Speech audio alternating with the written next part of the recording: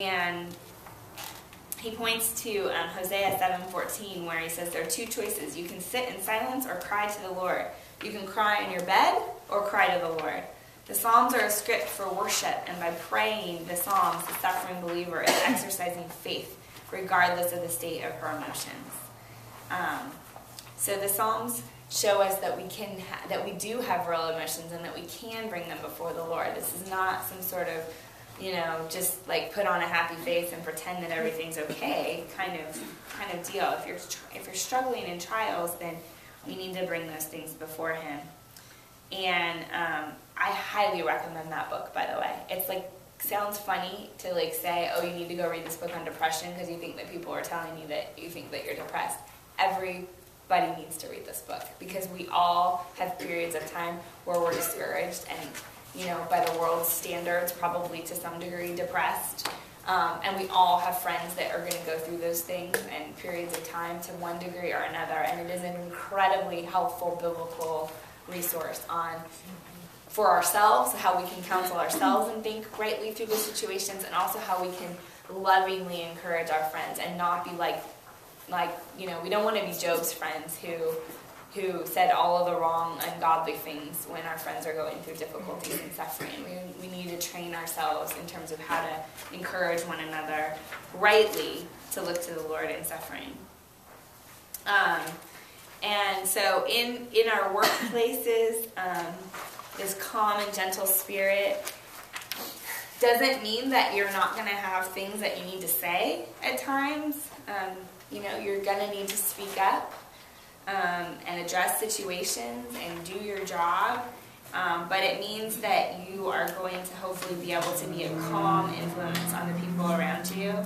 And even under pressure, be able to trust in God and not stir up the situation with your reaction.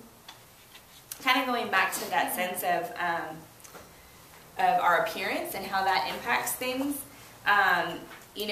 The quality of a quiet and gentle spirit is not going to seek unnecessary or inappropriate attention. And that both means it means don't overdo it, but it also means don't neglect your appearance either. Because wrongly neglecting your appearance may be just as much of a distraction as somebody who overdoes it and is inappropriately attired in a flashy kind of way. And so the point is, know your job and your work environment and be appropriate in that context. Be modest, not be a distraction, and we're going to talk about that more when we get to the chapter on holiness. But the woman cultivating the quiet and gentle spirit knows that the glory belongs to the Lord and desires to adorn the gospel, not herself, with her appearance and actions. She's not flashy and does not flaunt wealth with her appearance. Neither does she neglect it and attract attention by overlooking appropriate presentation and preparation. And another way that the quiet and gentle spirit can be displayed in the workplace is by being an encourager, by being someone who encourages coworkers, encourages even superiors in the way that we respond. I will note, this is not licensed for flattery. Flattery is a form of manipulation. I work in the political arena. Flattery abounds, and people use it for political gain. Flattery is basically speaking untruths to people in order to try to get them to like you better. I mean, really, and it's destructive, and Proverbs warns against it. So encouragement should be legitimate encouragement, not flattery. It should be actually when you recognize something that somebody has done well, or you just want to encourage them in something that that they're struggling, but you can see them trying. I mean, those are the kinds of things that you want to encourage. It's not flattery. And so we want to be really careful about that. It also, having a quiet and gentle spirit also doesn't mean that there isn't a time and a place where it's appropriate to have to confront an issue or to share an idea or a change that needs to happen. But it's the way in which that's done.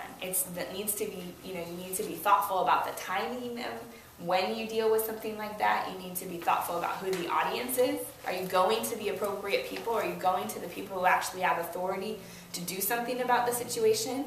And are you speaking just to them, or did you say it in front of the whole office when everybody could hear, and it was, you embarrassed them in front of the other people that are also their subordinates, for example. So it's not saying that you don't do those things, but it's saying that you're careful about the way and the time and the manner in which you do them, and you do it in a respectful way that doesn't seek your own benefit, but is really seeking the benefit of the whole of the people around you. And that's the same thing. I mean, this isn't our point, but this isn't our primary point here, but I will make this observation. The same thing is true in marriage, which is the context in which some of these passages originally come from. Being a quiet and gentle spouse, being a quiet and gentle as a woman in the context of marriage does not mean that you don't confront your husband when he's sinning. You're his sister in the Lord first. And Scripture is clear that if he's in sin, you need to confront him in love, respectfully, submissively, under all the other instructions that are in Scripture about those things.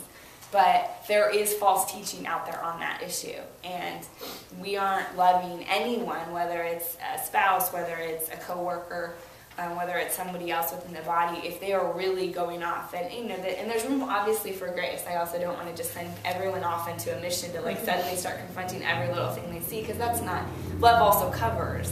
But when we see somebody in a pattern and there really is an issue, we need to deal with that, and that's true in our workplaces as well as in our personal relationships within the body or in families.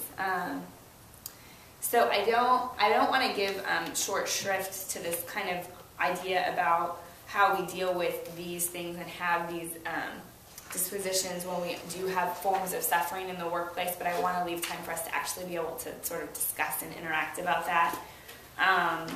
There are God-ordained means of protection, and unlike the time in which Paul was writing, when he was writing to slaves and masters, and unlike the situation that Peter was addressing, in our employment, we're in a different situation.